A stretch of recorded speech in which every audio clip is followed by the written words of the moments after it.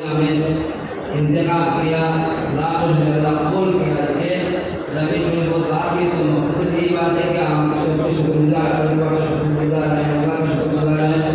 तंजीम दरबार और आप सब शुक्रगुजार हैं। आके यहाँ से बहुत इसको भी साथ दिया, इसी वजह से अपडेट दिया, इसी वजह से इसको रोका बना लिया।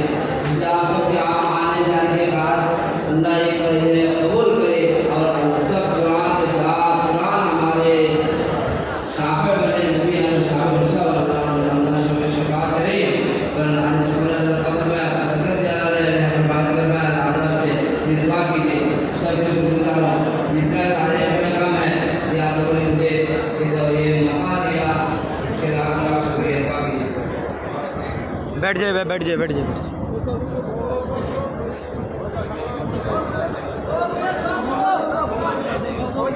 आमीन।